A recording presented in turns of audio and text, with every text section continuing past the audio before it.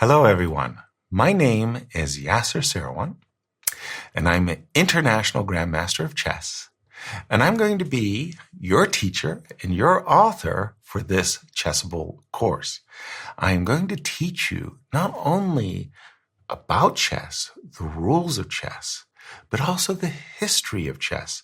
And indeed, why is it that chess is this magical, mystical game that attracts so many? When I started to play chess, I started very late in life. I was 12 years old. Today, an ideal ages are considered 4, 5, and 6 years of age. Whoa! Why is it that prodigies and chess go hand in glove? Chess, like music, like mathematics, appeals to our minds. We love the game of chess when it's introduced to us appropriately. Like a lot of people, I was introduced to chess in all the wrong ways. And it was only through sheer stubbornness that I became a good chess player.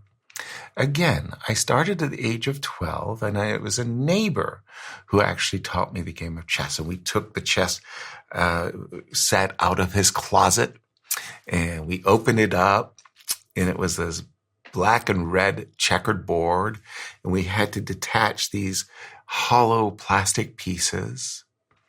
And we opened up this little leaflet that told us how each of the pieces moved and how the pawns moved.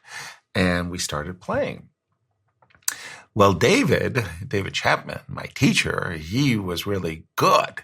He was like 1200 and he just destroyed me game after game after game. And it was like I was taught how the pieces moved. I was told, go here, go there. You can't do that. You can't do that. And really, I didn't learn anything. I was just told what the rules were. It took me a long, long while even to play a legal game of chess. I was forever making illegal moves. A lot of chess players today forget the fact that when chess was first introduced to them, that they tried to make lots and lots of illegal moves. I mean, today, chess has become a second nature to me, and it's abhorrent to me that I would make an illegal move. But in those days, I made lots of illegal moves. And I think that's true for everybody who learns chess. And chess got this reputation of being really hard, super difficult. You had to be a genius like Einstein to learn how to play. And that is simply not true. Not at all. In fact, chess is a very easy game to learn, but again, if it's taught to you in the right way. As a 12-year-old, I would fall into a group of chess friends. We would play a lot of chess together, and it was during the period of 1972 of Bobby Fischer and Boris Spassky. And it was a very big excitement that was going on in the world of chess, and I fell into that world of excitement, and we would analyze the moves, and the moves were printed in the newspaper. And I was very proud of myself that I could go through the notation of the chess moves and replay the game perfectly. And this is one of the great attractions about the game of chess. If you think about it, we have the notations, the moves of the game, exactly the way they were played at the time that the games were played.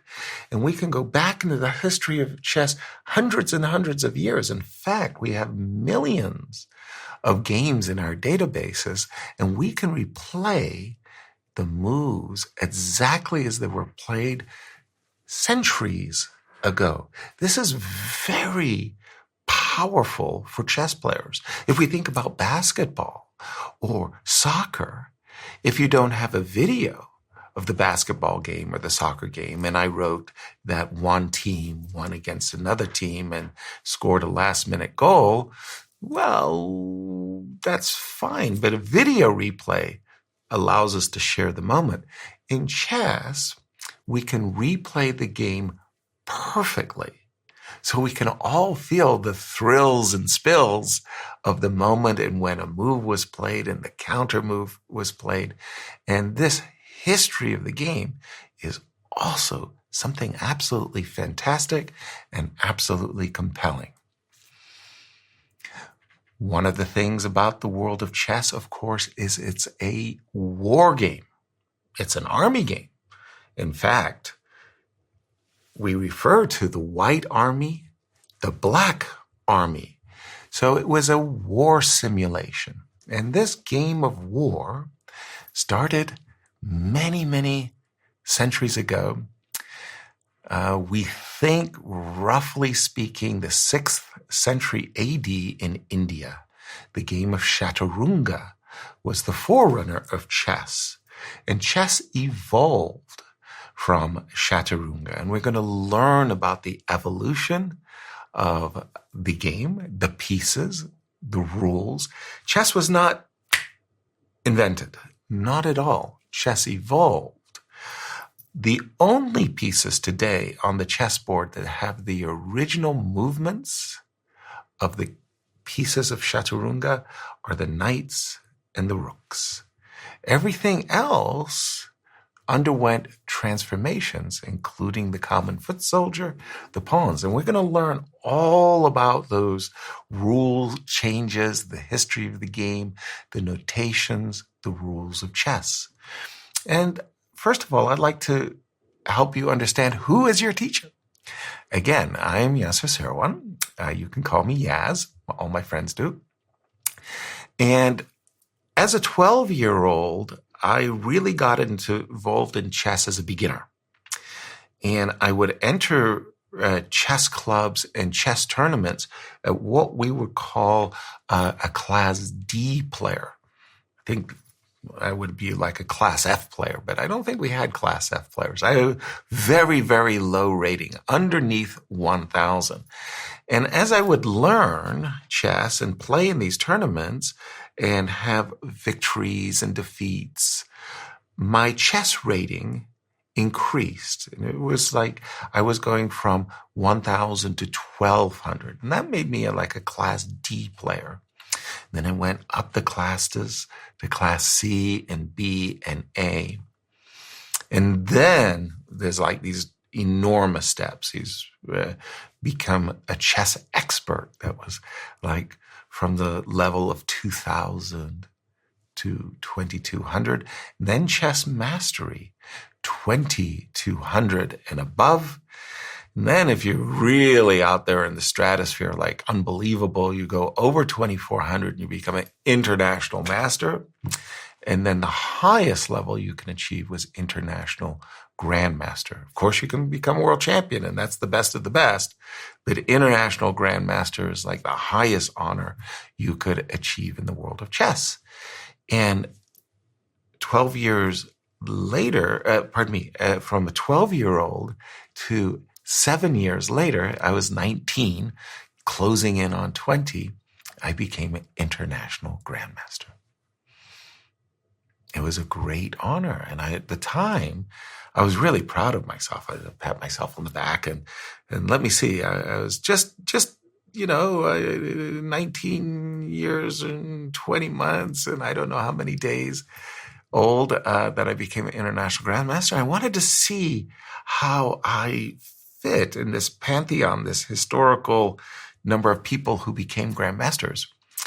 And okay, that was ridiculous. That was completely off the chart. There was this guy, Bobby Fischer. He became a grandmaster at 15. Well, we all understood that was ridiculous. And nobody, and I mean nobody, would ever defeat Bobby Fischer's record. That was written in stone, obviously. And the next guy was an 18-year-old Boris Spassky. Wow, I was in some pretty good company there. And the third youngest grandmaster in history at the time that I became the fourth youngest was a fellow from Brazil, Henrique Mecking. And then there was me, number 4. So again, I was very proud of my achievement that I had accomplished so much so quickly from the time I had learned chess. And why? And I believe today that there are several reasons. The first was that I was taught chess in the proper way after I first learned chess the incorrect way, which I think everybody learns chess the wrong way first, and then they have to reteach themselves and relearn the game. So I was taught chess through coaching in a proper way. And then at the same time, I really did something that was absolutely essential, is I wrote down my moves. And what I mean by that is in tournament chess, you have to write down your moves. There's no question you got to do that. But also after the game, I would take my score sheet and I would analyze my game and I would annotate the game and I would write down what I thought were the right moves. I kept my own notebooks, and to this day, I have like 32 notebooks of all my games that I analyzed. So we're about to learn the game of chess, and we're going to start off with the rules, the chess equipment.